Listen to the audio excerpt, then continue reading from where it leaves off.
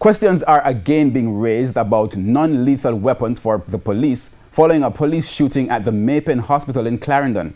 The victim's family is calling for justice as their relative, who they say is mentally ill, was shot several times and was being admitted, or rather has been admitted, in critical condition. TVJ Shamela Pullen has the details. Minutes after 7 Friday evening, that's when the dramatic scene unfolded. According to reports, a mentally ill man was taken to the Mapen Hospital following a confrontation he had with another man. He sustained several stab wounds. His relatives say that while he was inside the accident and emergency unit, he became boisterous and attempts were made to restrain him by security personnel and hospital employees.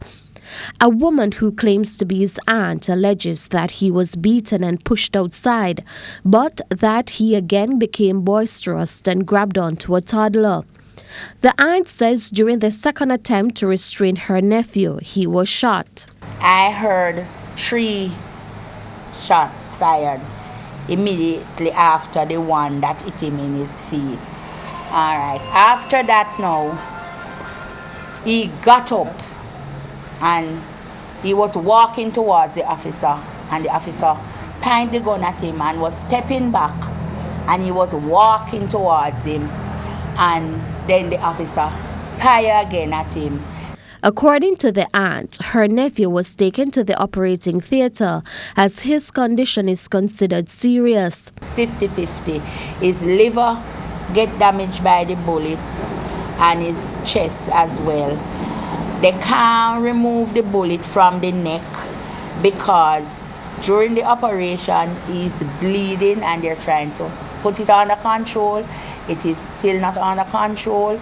The head is swelling because the bullet is in there.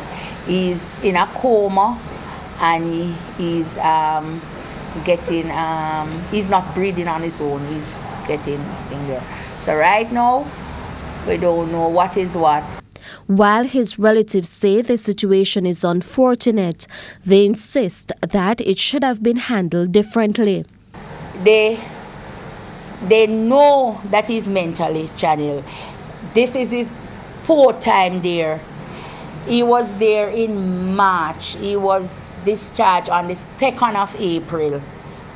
So they know that he's sick. She begged them for assistance. She begged them to restrain him. And if they had allowed me to stay in there with him, the both of us could manage him.